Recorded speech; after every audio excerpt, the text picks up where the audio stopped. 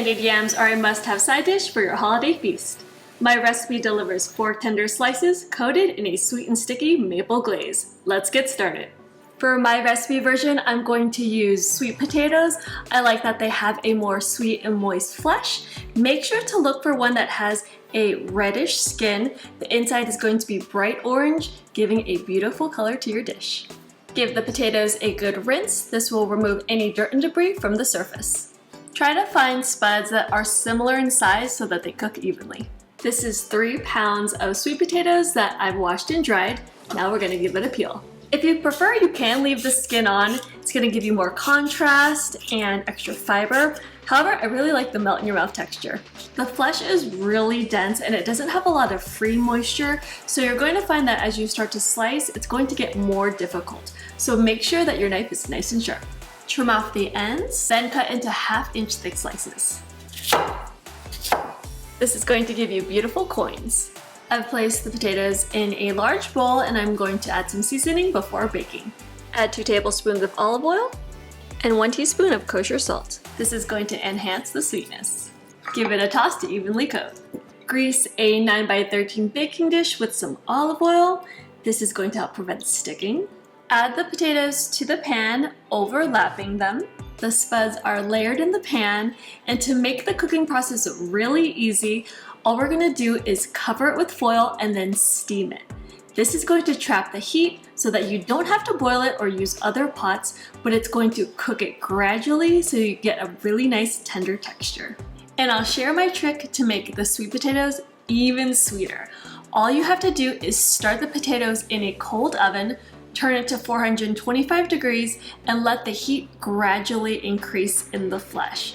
This is going to convert more starches into sugar like maltose, giving you a more candied flavor.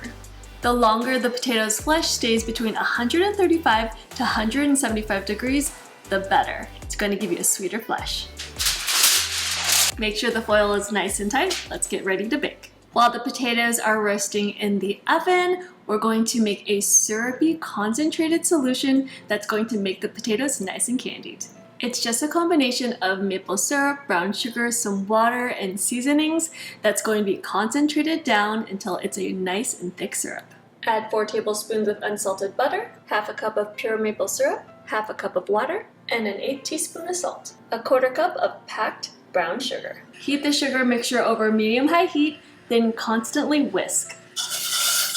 To make the syrup, you want some of the moisture to evaporate, concentrating down the solid so that it's a thicker consistency. The process is going to take about 10 minutes. You want to make sure that the mixture is bubbling as it reduces, and you want it to be about 1 cup in volume. Make sure to occasionally whisk. If you like southern candied yams, add in some orange juice. I would add 1/2 cup and then just reduce the solution to 1 cup. This looks really good. It's been reduced to about 1 cup. It's not going to be really thick because we want to continue to cook it down in the oven.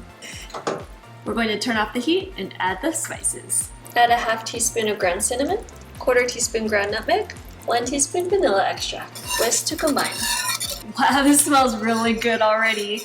The baked spices are going to add a really nice intense aroma to the dish. Reserve 1/4 cup of the syrup. Ooh, I could hear the potatoes steaming and cooking underneath that lid on top. Let's check it out. Let's do a quick test on the potatoes. They're almost there, but don't worry, we're gonna keep cooking them in the oven as we reduce the syrup. Evenly pour 3/4 cups of the syrup over the potatoes. This is going to concentrate down and create a beautiful glaze once it comes out of the oven. Make sure to reserve 1/4 cup to add a little bit more sweetness on top later. Pop this back in the oven, uncovered for about 10 to 15 minutes. You want the syrup to be bubbling along the sides and to get a little bit more thick. Now for a quick test.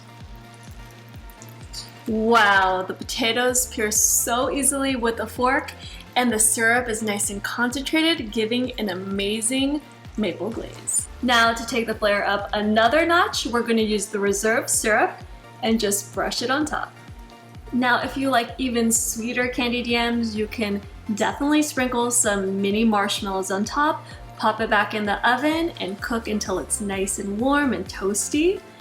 If you want some crunch, chop up some pecans or walnuts and then sprinkle those on top. If you want to make the recipe ahead of time, you have a couple options.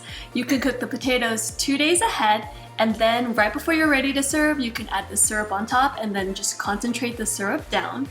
Or you can make the entire casserole 2 days ahead, and you can then pop it in the refrigerator and then warm it in a 350-degree oven until it's nice and hot, about 10 to 20 minutes. Now that you know how to make baked candied yams, what would you serve it with this holiday season? Let me know in the comment section below. And if you prefer a more savory side dish, make sure to check out my fluffy homemade mashed potatoes. See you there! Man, these look so good. I love a sweet and savory side dish.